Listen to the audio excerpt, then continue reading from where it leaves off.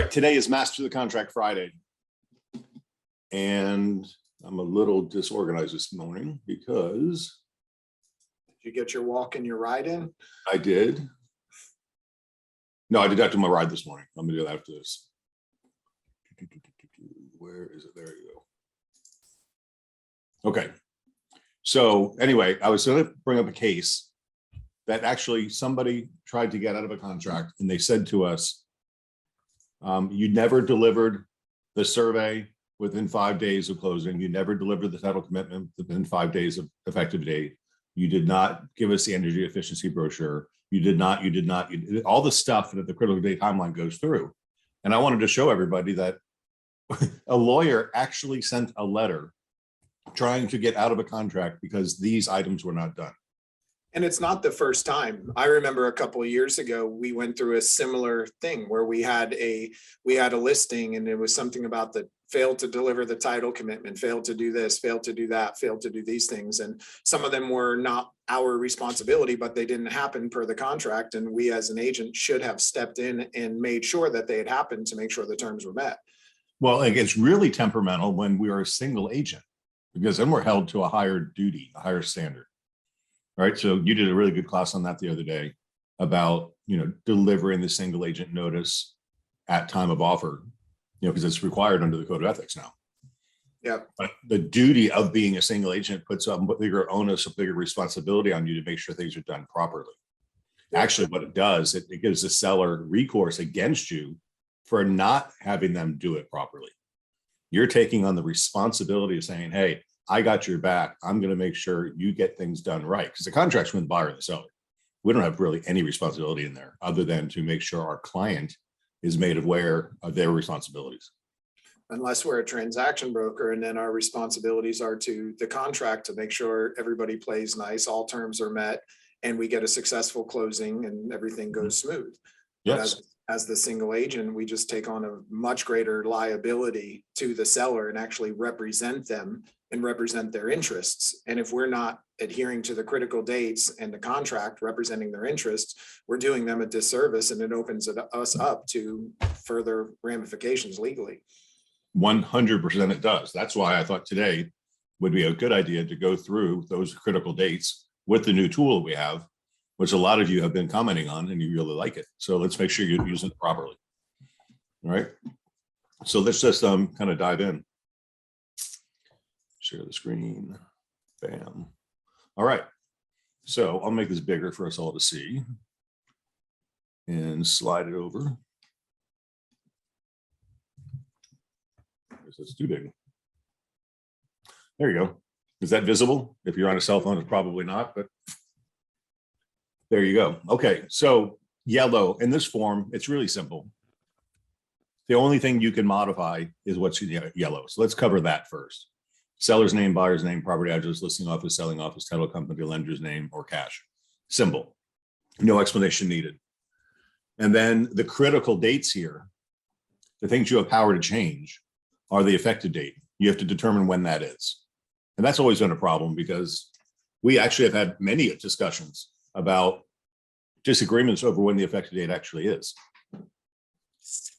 So, well, there's some states that on the contract has a line and a space to fill in the effective date of the contract, so it makes it clear it's on the document. Ours does not. What I used to.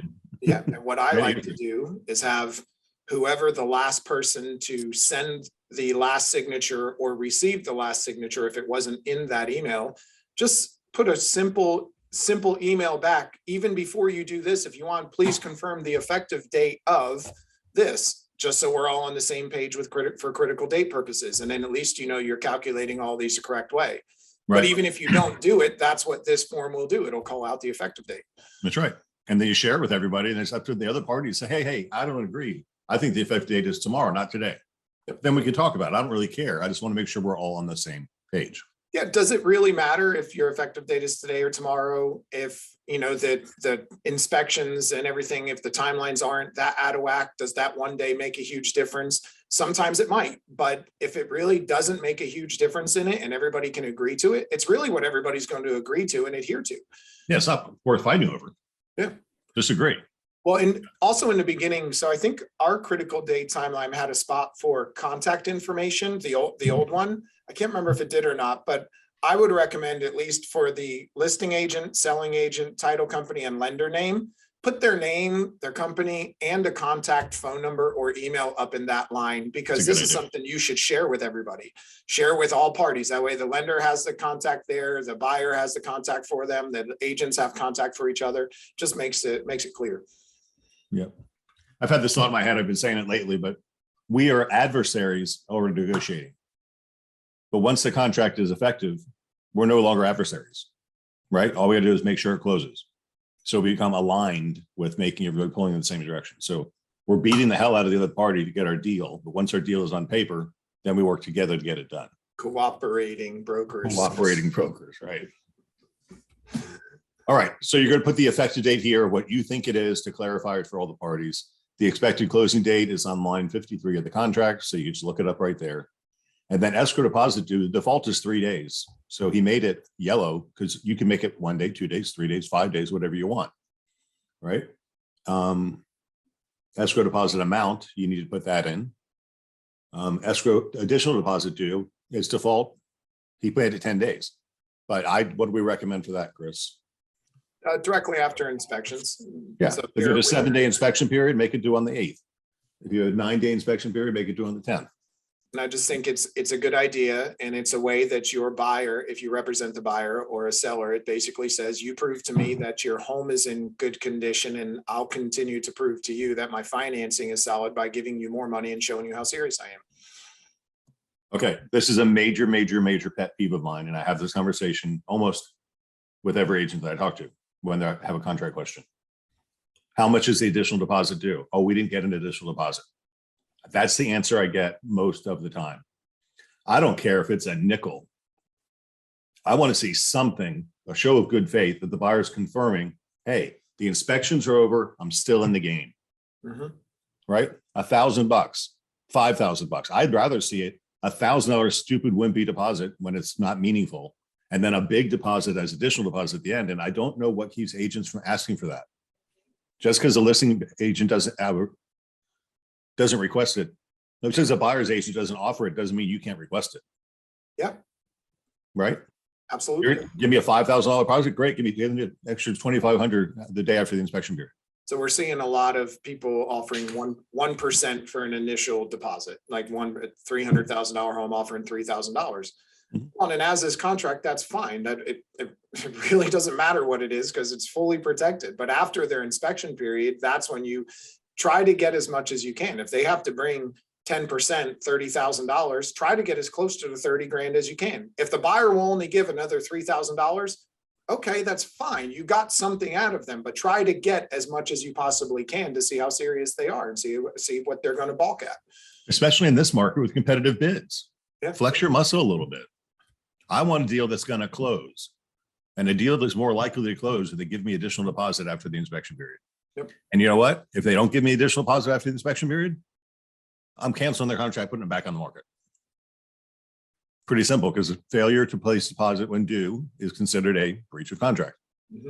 And the penalty for breach of contract is forfeiture of deposits paid and agreed to be paid. Yeah, it's just kind of nice to know that. Yeah. The additional deposit amount, there you go. Totally up to you. When's the loan application due? When you say it is? Yeah, the contract defaults to 5 days, but sometimes we change those dates, right? When's the loan approval due? It defaults to 30 days. What is your loan approval period?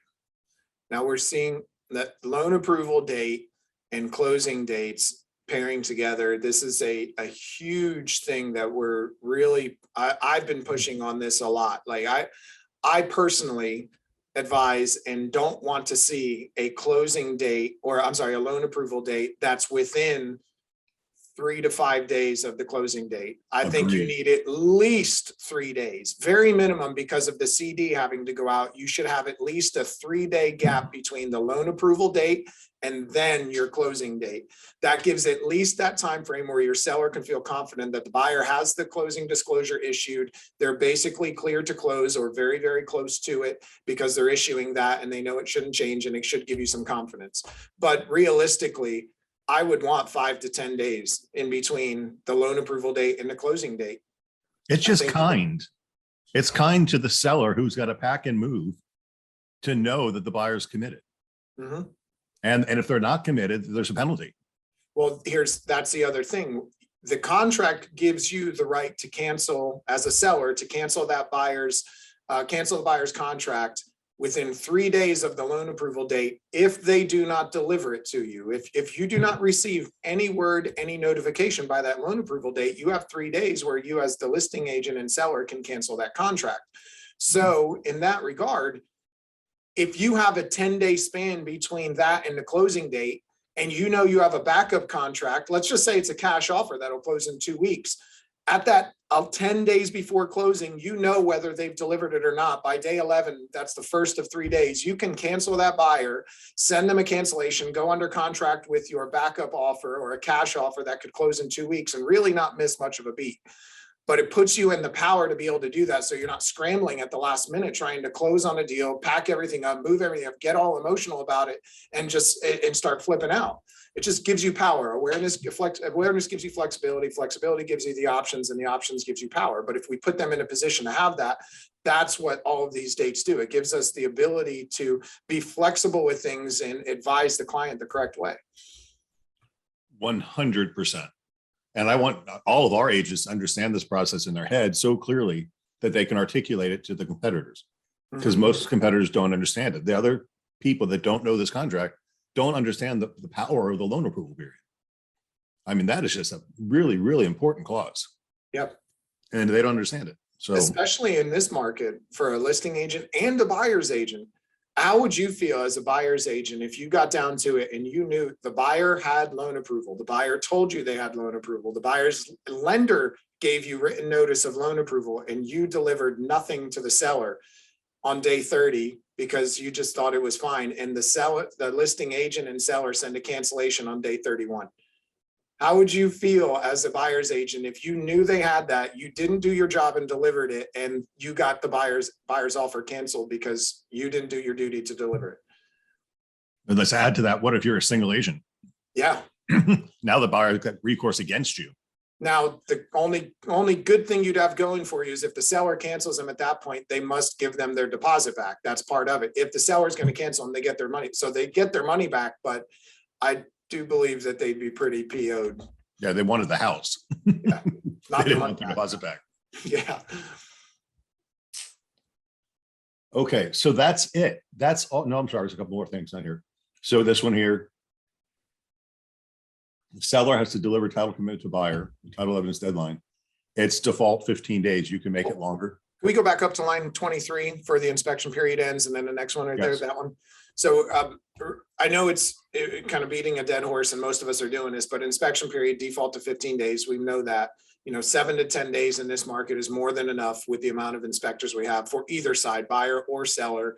If they're wanting more than that, you probably want to push a little bit, ask some questions why they need that much more time, give them some options of people you work with that would get out there sooner. If you did a pre-listing inspection with a certified pre-loved home, you wouldn't need to give them more than 5 days, more than likely to do that, but it just puts you in the power again.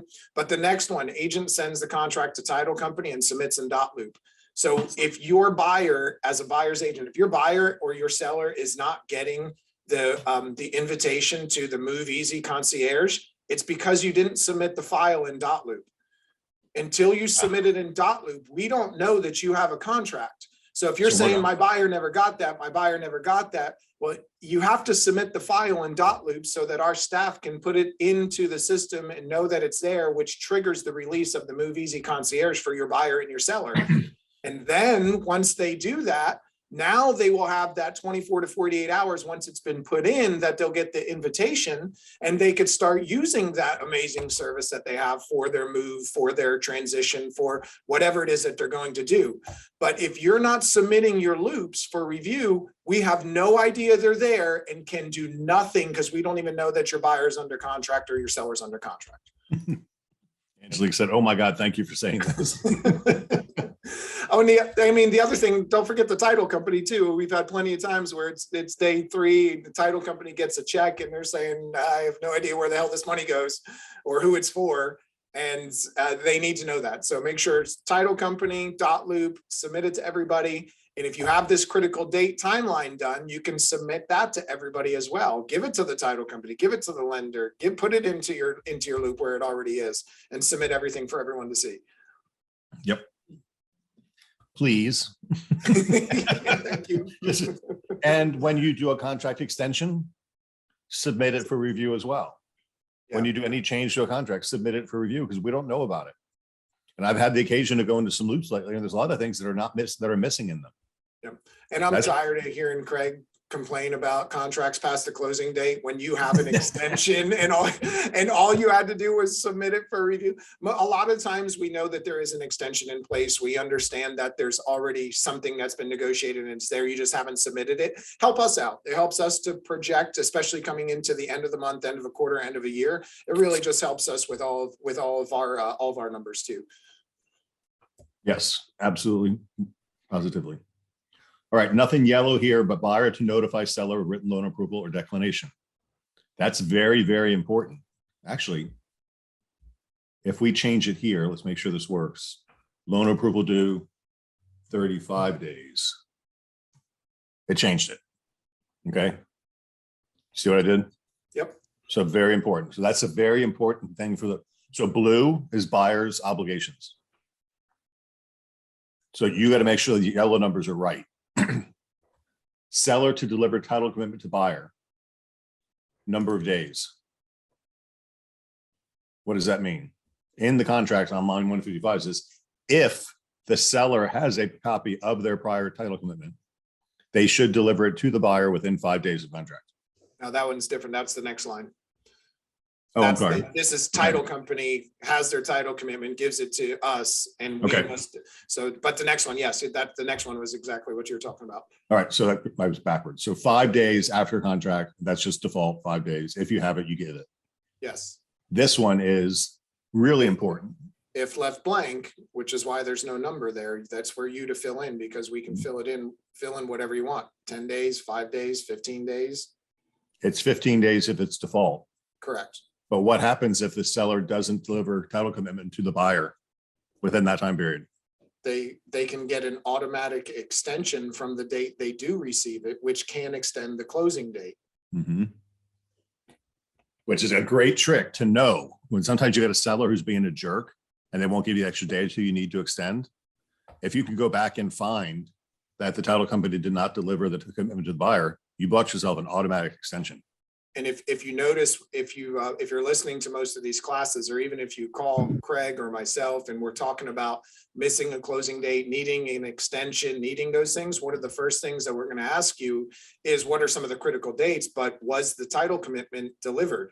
Because that's a really simple one. If the title company didn't get the title commitment and the seller or listing agent did not deliver it to the buyer or us as a buyer's agent, you have an automatic up to 5-day extension from the date you receive it that will extend the closing date. So if you never got it and your closing is today and you're not ready and they won't give you an extension and you never got that title commitment, you have up to 5 days that you can extend that closing date and from the date you receive the title commitment from the title company.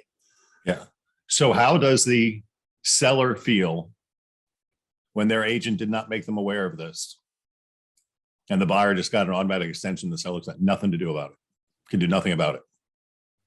They're gonna be pissed at you, right? Yep. Wait a minute. You're telling me that the buyer, because I didn't deliver the thing, the title commitment, I don't have to close on time? Oh my, I'd be pissed. Yep. Right? Which is why we've communicated to Paramount Title, our company that we work with and own, to make sure that they are delivering the title commitment within the title commitment deadline timeframe to make, just so that we put you in a better position. And they will deliver it to all parties. So when they send it out, they're sending it out to the listing agent and seller, the buyer's agent and buyer. Are you all clear on those two pieces? Green, seller obligations. Make sure the title company delivers it, and make sure if you have something, you give it to them within 5 days of contract. One of the chats, and Vicky asked, is there a space for appraisal? So in the contract now, the new contract, the appraisal is tied into the loan approval timeline. So unless there's an appraisal addendum that's added, that's going to put a specific date for the appraisal is now tied to the loan approval date, and it must be completed within that timeline. So, but if you do add an appraisal addendum, that can change that, because you would have an additional date that you would say would have to be done by. Right. Well said. All right, surveys. Are surveys important? Yes. Yes. So blue, buyer surveyor performs a survey. I can't think of a reason why a buyer would not want a current survey on the property they're buying. I can't think of one reason why they wouldn't, unless the seller has a really, really, really recent one. But even then, I'd want it certified to me. And then seller has to deliver the existing survey to the buyer within 5 days. If they have it. If they have it. This might not be the most recent form, because this should be a line. No, it's a Well, default. that 5 will, days. it'll autofill in red whenever we put in the effective date.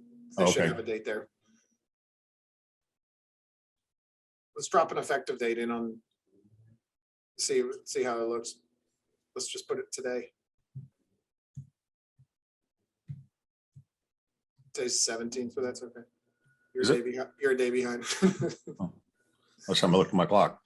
There we go. Okay, that makes more sense now. Yep. All right, so Tuesday, December 21st is when the survey has to go to the buyer, if the seller has one. So really simple, right? Now, what's our best practice for this, Chris? Calendar these items, go to your Google Calendar. Yep. And say, Well, okay, best practice for a listing agent is to get them at the time of preview or signing of the listing agreement. Get them and have them. And if you want, put them into Dotloop, ask for them to be, label them as MLS attachment survey and put it as an attachment, and it's already there if you want to. If you want to hold on to it and deliver it once you have a contract, have it, and then make sure you calendar those items that are here on this and set a reminder for the day before. So that way, you know, by tomorrow you have to do it, and just have an alarm that goes with it. I love it. I wonder how many agents actually do that. When you make it a habit, it just becomes second nature, and it's very easy. And plus, I've always said this, your schedule and your habits are what's going to free you. That's what gives you the freedom. If you schedule these things and you know that they're scheduled, you know they're calendared, and you don't have to worry about whether it was done or not because it's on your calendar and you have reminders set, it frees you up to think more creatively about the different situations that are coming up because you're not worried about the little things. Yeah. First thing I do on Sunday night is I look at my calendar for the upcoming week.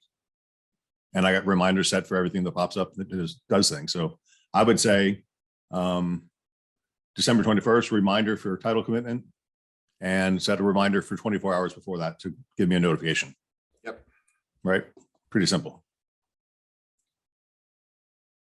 Okay, flood insurance. Here we go again. Another one of my pet peeves. Buyer to verify flood insurance eligibility, right to cancel, 20 days default. Line 225 of the contract. Now notice on the sheet, I'm on the as is contract. Right? If I was on the regular contract, it would be a different form. Just to make sure you're using the right form, because that would be bad. And you'd Yes. realize it because the line numbers won't line up. Yes. Right? So let's go to the as is contract. And what line was that on? 220 or 225.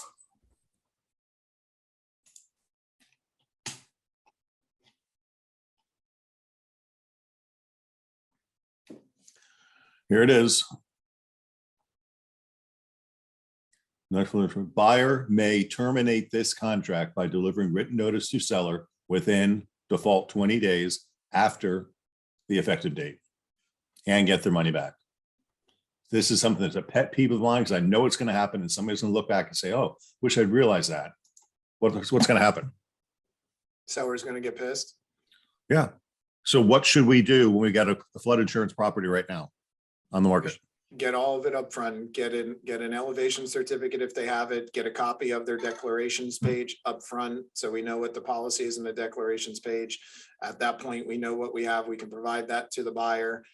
If we give all of those things to the buyer, you can shorten that 20-day span down to mimic the inspection period. Yes. Essentially, or maybe even if you give them 10 days to make sure, if you have a 5 or 7 day inspection period, but you can make it no more than 10 days if you have that. Because we don't want to leave a contract out there for 20 days and just give the buyer the right to flippantly do whatever the heck they want and mess around and all of a sudden go, oh, dang, flood insurance is too much and I don't want to do it. That's a 20-day automatic contingency. Get your money back. Which can be more, because if day 20 falls on a Saturday, then you're looking at Saturday into Sunday, most of the next business day. If that Monday is a holiday, it goes to Tuesday, it's potentially 23, 24 days if you have the timelines that don't add up right. Yep. And once again, if you're a single agent, you're held to a higher standard. You got to know these things. Yeah, that's a date, that's a blank that most of us are just glancing over. And I would say we really need to put a little bit more emphasis on that one, especially if you're in a flood zone, and tuning that down to probably 10 days, maybe 12 at most. But well, if you're giving them the quotes up front, you really don't need any days. They don't. That's the thing. So if you mimic the inspection period, because they have that timeline to cancel anyway, just make it lined up with that and give them everything they need. That's more than fair and more than enough. Agreed. And look, I went above and beyond. I showed you, this is what flood insurance is going to cost with a third party carrier. This is what it's going to cost under NFIP. Well, we talked about that last night. Don't hide from it.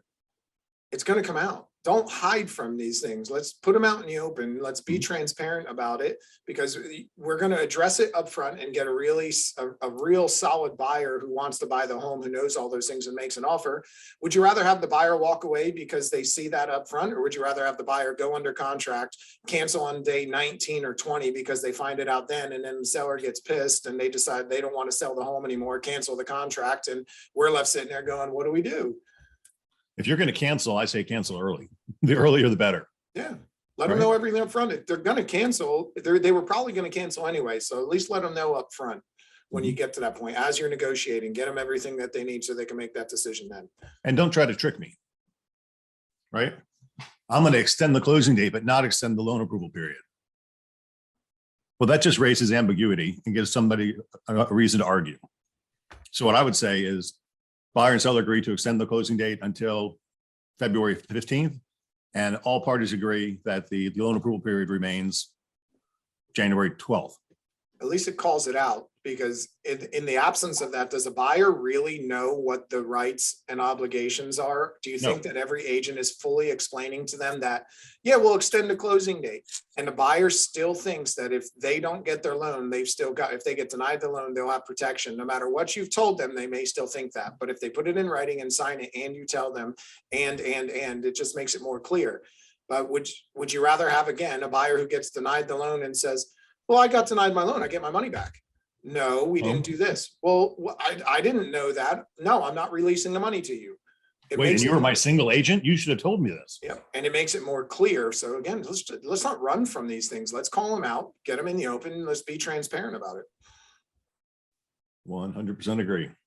All right, so line 225 is a big deal, and a flood insurance property, and it shouldn't be a big deal if the listing agent does their job right. Okay. 261, buyer's inspector conducts home inspection. 15 days is just too long, in my opinion, but it's a default date period.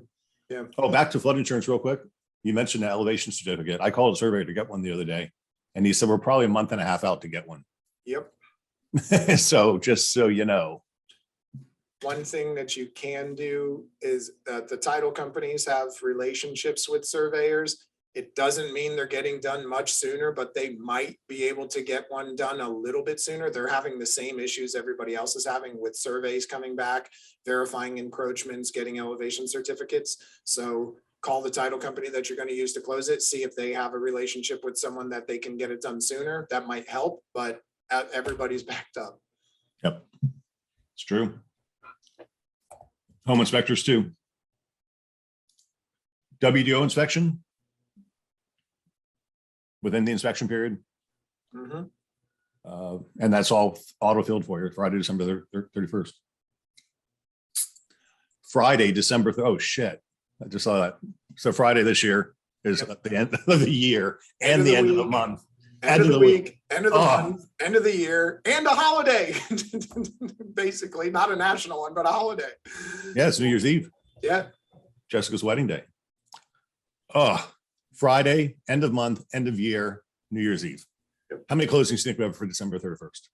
probably 100 and some, well, 100 more to go this month, but probably I would say about 40 to 60 of them probably for that Friday.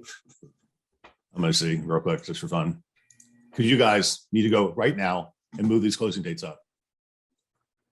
But that's really what you would do is you would have to call the title company right now, make sure the survey is ordered, make sure the estoppel is ordered, make sure that the lien search has been ordered, ask them to do that to try and make sure this is on track to close prior to that last day.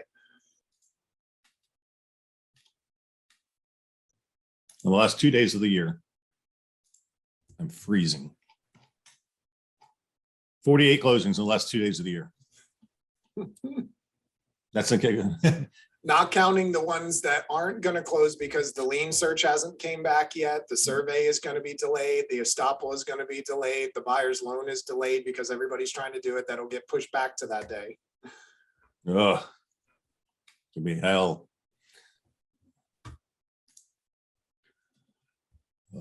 Permits within the inspection period as well. Walkthrough inspection, very important. Want to talk about your case, Chris? We haven't heard anything back from the attorney, have we? No, nothing yet. Even the attorneys are backed up. They can't get to me. Yep. I mean, walkthrough, it's the contract clearly says that the buyer has either the day before or the day of closing to perform a walkthrough. That's what it says. Day before, day of. Because once they purchase the house, They own it. they own it. And all of the problems that come with it. Because it's assumed that the buyer did an inspection and was satisfied with that. It's assumed because the contract says that the sellers disclosed everything they know and the buyer is made aware of all those and did their inspections and is accepting them. And when they sign off and close after doing a walkthrough, they verified everything is as it should be. And they're accepting the property in its current condition because they've been disclosed, did everything they needed to, and they're accepting it. Yep.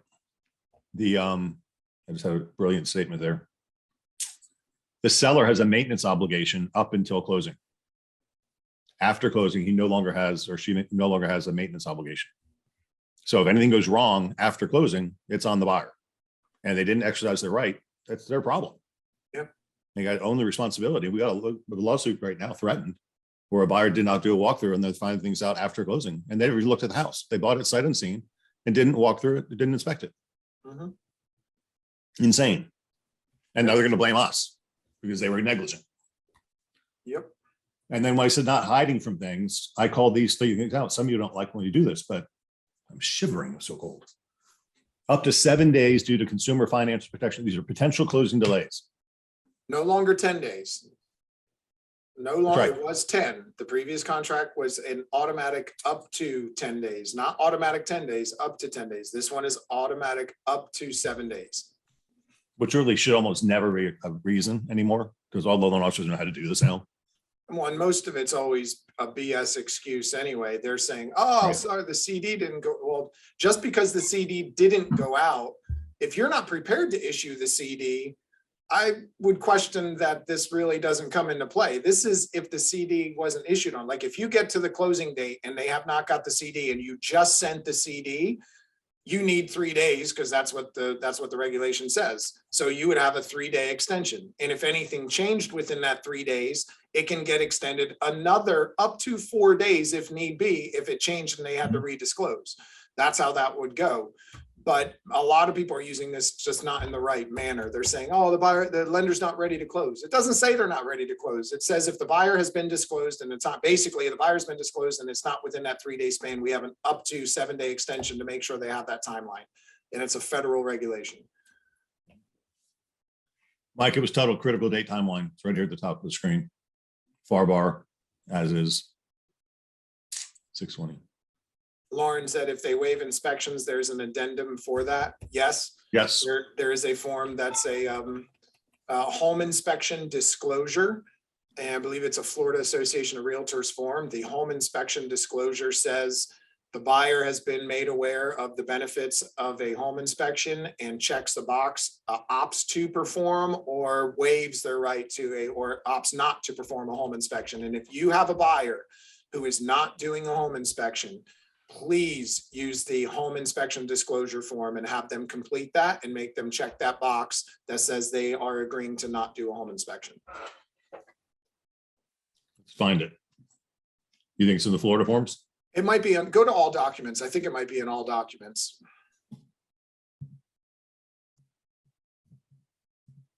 I think it's home, there it is, home inspection disclosure, Florida Realtors HID 2. Buyer elects or buyer elects not to.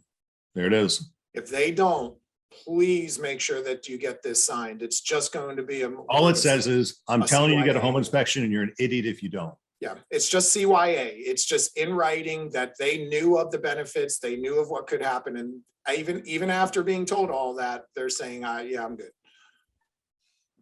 Okay. That is a CYA. CYA? Yeah. Yeah. Okay. All right, next closing delay potential up to 7 days after force majeure, but no more than 30 days beyond the closing date. And what is force majeure now? Oh, they put in COVID. COVID pandemics. So if the buyer comes down with COVID the day of closing or the day before closing, test positive, he's got an automatic 7 days extension. It's what is it, 7 days from the date the date the utilities or the force majeure no longer exists. They have up to 7 days from there to perform. So once they're able to sign, you have up to 7 days, but not to exceed 30. If it goes to that 30-day mark or beyond, then you have the ability to cancel. Because we had that happen a week or two ago. Now, Paramount Title is doing what they can to make sure they can still close with those scenarios, as long as it's not like a detrimental health situation where they're in a hospital and they can't sign. But if somebody has COVID, they have remote online notarization closings they can do. And they've also done some pass-throughs through windows, doors, and things like that, keeping their distance, masks and everything to make sure they can still get it done. But there are some ways to help that. But the contract does give them that protection. They don't have to do that. They don't have to use those options. It says they can do this. That's They can right. get the extension. And up to 5 days if seller fails to time of delivery title equipment. We already talked about that. Yeah. There it is, putting it in writing. That it's there. Yeah. So I personally can't see any reason not to share this document with the parties. And then when Bob wrote this, he put in all the calendar dates here. So if you do hit a date, it's going to be wrong. So let's see. Let's move my effective date to the 17th.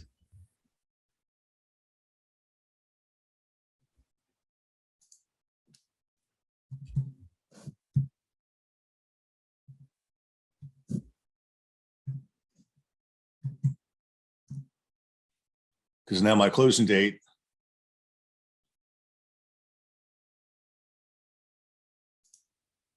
Oh, what do I want to do? Well, no, that's good. Go back. Oh, okay, yeah, move it. Go back. Remember, was December 31st was the date? Yep. Because I made it here, it falls on a Saturday now, so it extends it automatically to January 3rd. The inspection period did the same thing. The inspection period would have been 15 days from the 17th, which is going to be January 1st, but it automatically pushes to Monday, January 3rd because of the holiday and the weekend. So it does it automatically for you. Because of these formulas, and that's why you can't edit these formulas, they're all locked down. Yeah. And then here's some instructions, all dates or calendar dates. So what a great tool, right? And what a great tool to teach by too, because this is really what's most important in the contract. Look, if you're not doing these things, in my opinion, you are being negligent in your duties to the contract, even as a transaction broker, or to the seller as a listing agent. And if you have access to this and you're not using it, I do believe that you're being negligent too. So if they ask you, if you ever went to court and they ask you, why didn't you have that? We're like, well, we had this, we just didn't use it. How's that going to sound? Not good. Okay, why didn't you teach your agent what to do? I Other than did. I teach them what to do, I give them a tool to use, they didn't use it. I even had a guy who made this really cool form, put the dates and everything in there. All they had to do was type in a couple buttons. I don't know what happened. And those of you who are using transaction coordinators, I'm pretty sure your transaction coordinators are doing this for you. So you're looking pretty sharp in that case too. Yeah. Well, that only took 45 minutes, Chris. What else we got? All good. I mean, let's see what else. Oh, right now we can talk about listing timelines, listing timeframes. Actually, we have a question on real before jumping in. Back to home inspection disclosure where it says you agree to hold harmless blank. Should we put Century 21 Beggins Enterprises even if we are part of the BE3 team? So I put Century 21 BE3. Century 21 BE3. So I'm getting a lot of questions about sellers that are hesitant to sign a 6-month listing. Oh, the homes are selling, they're this, they're that, they want a shorter timeline. So my advice is— That was good advice. I heard you do it the other day. Yeah, so a couple different things. Like right now, look, as long as they're going to price it right or price it well within a decent timeline, I would be okay with a 3-month listing. But I still would try to angle to keep the 6-month listing. And what I would do is write into the additional terms of the listing agreement, if the property is not under contract within 60 days, 90 days of the listing date, the seller reserves the right to cancel this contract without any penalty. That way we still have a 6-month timeline if they decide to keep it. And it puts the onus on the seller to send us the notice in writing and tell us that they want it to be pulled down and canceled.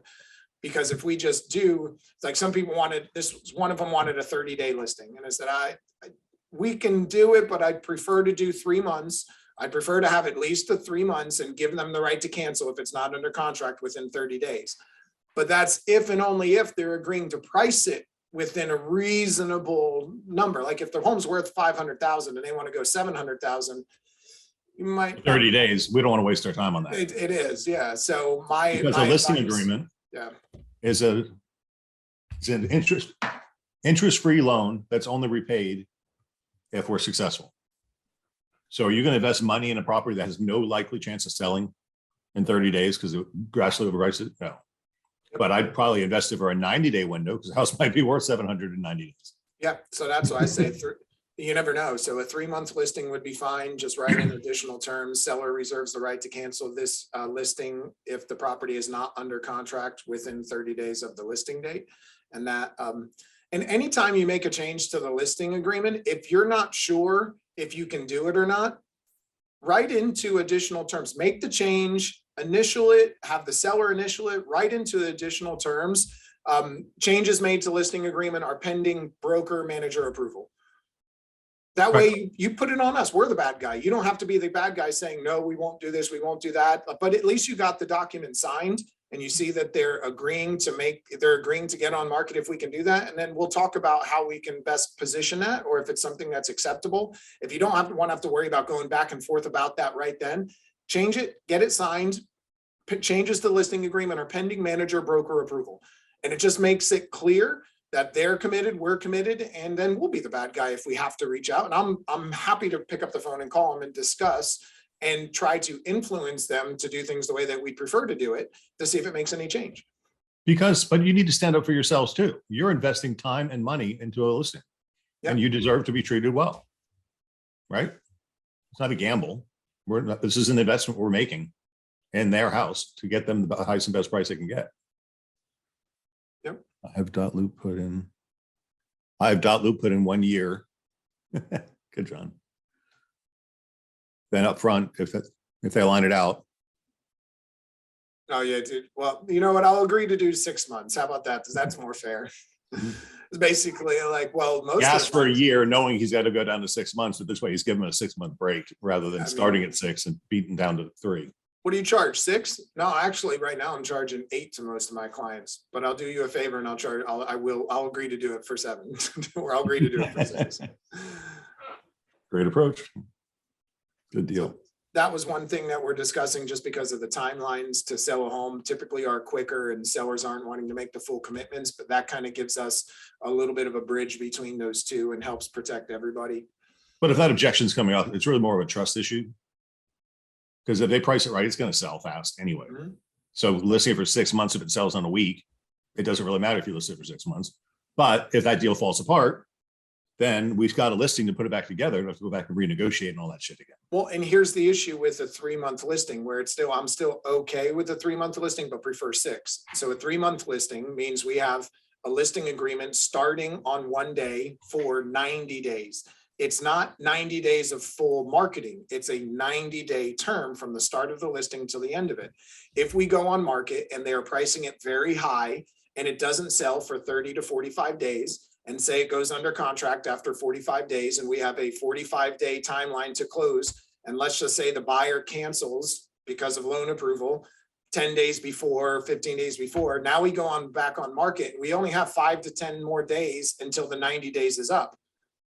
So Right. if we had a 6-month term, we would have You're a longer period to remarket it and have a better opportunity, and we're locked into it. They physically have to cancel it rather than it just expiring at the 3-month timeline. So Exactly. that's why we prefer to have the longer timeline, not because we don't think it's going to sell or this, but shit happens sometimes. And it puts us and them in the best position to get the job done. You wanted to sell your home, correct?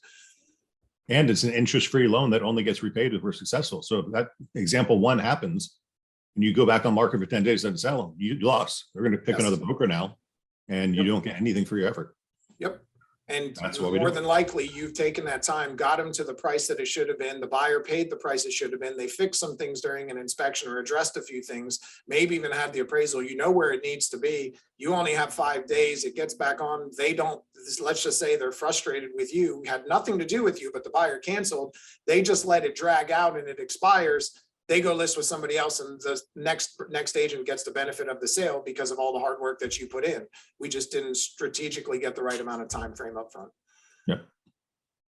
Very good points. All right. What else was there? Home sale contingencies. I know they're tough right now. Yeah. Getting a home sale contingency, but one way that you can help, if your buyer does have a home to sell and they will not use any of the other programs that we have that will really boost them up and help them a lot, it might help if you write a home sale contingency, but in additional terms or on the contingency, because the home to sell contingency says the seller and buyer agree that this contract is contingent on the buyer's home at this property address selling and closing by this date. I, as a listing agent, if I was going to accept one, this market or any other market, I would want to put in there, if buyer's home is not under contract within a certain period of time, 10 days, Cancel. 2 weeks, 21 days, then the seller has the right to cancel. That's something that might help a buyer get accepted. If you tell the seller, look, we know it's going to sell, we're going to price it right. If it's not under contract within 10 days, you can cancel us. You know, you can get a little ballsier than that too and say, buyer agrees to price the house at X. Yeah. I'm taking my house off the market for you. Now I'm playing games. It's a 750 house. Don't go listen for 850. Yep. Buyer agrees to list their current home at no more than $750,000. And if buyer's home is not under contract within 15 days of the effective date, seller reserves the right to cancel the contract. Beautiful. And then it puts the onus on everybody and for them to get their home sold. Plus, look, it's very hard to underprice a home in this market. Yep. It's difficult. You underprice a home, you're It's going gonna to get go people, up. they're going to bid it up. They're going to see it. They're going to see what the value is. The agent's going to go, oh my goodness, yeah, but it's really, if you offer this, you're going to have, and they're going to try and offer 50, 70, whatever the price is over that. But if you overprice the home, now you just shot yourself in the foot. You're not going to have the same kind of attraction. You're wanting to sell it within that period of time. And if it doesn't, the seller is going to be able to cancel your contract because it didn't sell quickly. Yep. Cool. All right. The last thing that I had written down was about commission agreements and one-party listing agreements. Yep. We're getting a lot more creative with sales. I'm running into a lot more people that are communicating directly with sellers who aren't on the market, communicating directly with buyers who want to buy a property that they either live in as a tenant or they know someone that is going to sell their home and they want help and they're going to agree to compensate us. And there's two ways to do that, to make sure that you get it done correctly, depending on the situation. You can use a commission agreement that basically just says buyer or seller, either one, whatever. The commission agreement says the seller is going to pay us. The buyer brokerage agreement says the buyer is going to pay us. But if you use a commission agreement, the seller is going to pay us. And you can be a transaction broker for the entire transaction. Or you can use a one-party listing agreement. And the benefit to using a one-party listing agreement shows that you have the ability to be the listing agent and get listing credit as well as buyer credit and get credit for two sides. So the commission agreement's just going to say the seller and broker agree that I'm going to pay you either a flat dollar amount, a percentage of the price, or a percentage of the gross lease if it ends up getting leased. And they'll That's agree it. to pay you that. And Do look, not write an offer on it for sale by owner without one of these things signed. don't even bring the buyer to it if you haven't got the commission agreement. Call the seller and ask them, are you willing to compensate buyer's agents for bringing a buyer and negotiating a successful contract? If you can get them to sign this, that's even better, because now you're saying, oh, look, this is an agreement between Century 21 and the seller that says that you're agreeing to list your property with Century 21 Beggins for the sole purpose of selling it to this one buyer. I will be a transaction broker and I'll make sure that you both walk away. Everybody plays nice in the sandbox. You both walk away saying that was one of the greatest transactions they ever had. I've used this. Well, no, I think the one party agreement is actually good for anybody. It's not just one buyer. A commission agreement says, if I sell it to John Smith. No, the commission agreement is the one that says if you sell it to John Smith or any other party within a timeline. Okay. This one, I don't know if it says that too. If this property is sold to the above prospective purchasers by me or this is only for that purchaser. Oh, okay, you're right. That one party. The commission agreement says, if you bring me this buyer or any other buyer within a timeline, and you get to pick a timeline that you bring them in.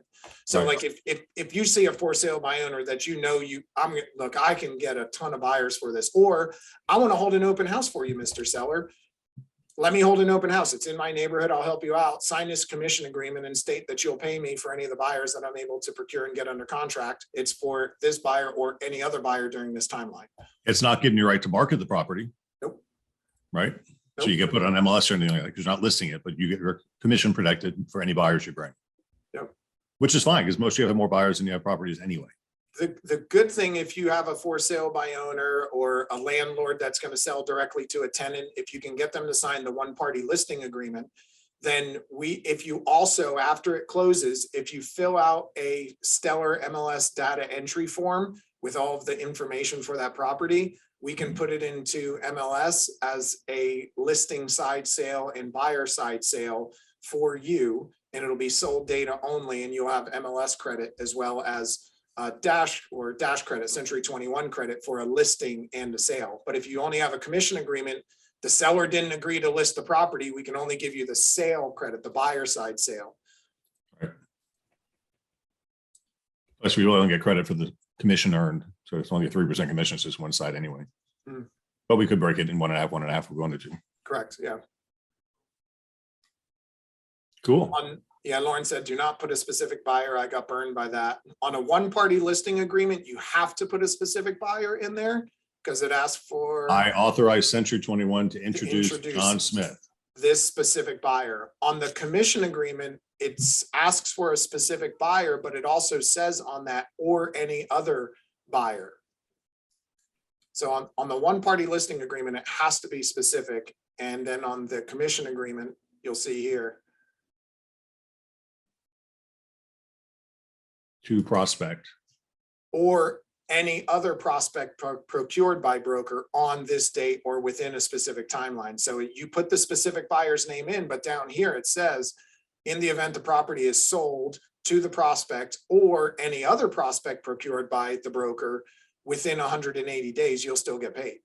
Right. A little more protection than this one.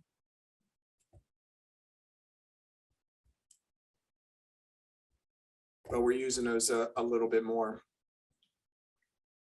which is fine. Can you state a name and include any other buyer brought, like on a one-party listing agreement? I think it's counterintuitive to the name of the form, the one-party listing agreement, but Right. I mean, that's You're just, listing it for this one party. that would be my opinion. Like, they're gonna agree to list it to sell it to the one party, so I wouldn't go changing that. That's just my opinion. No.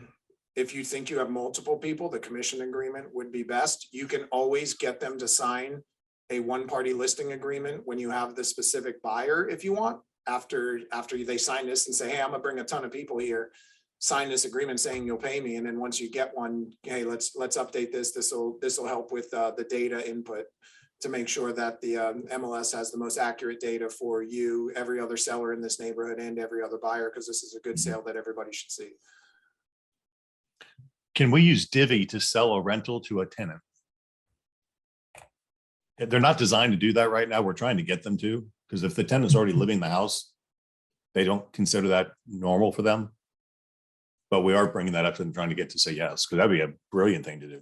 Yeah, because they typically have their make ready timeline. So if the tenant's already in there and they have to prepare the home and do that too, that's the other caveat to it. They have to make some repairs, or because they always do some things, change out floors, change doorknobs, locks, all that stuff. And if the tenant's already there, I don't know how deep they could go depending on the property. We're also trying to get them to buy houses. Let's say I wanted to sell my house, get my equity out, but stay here.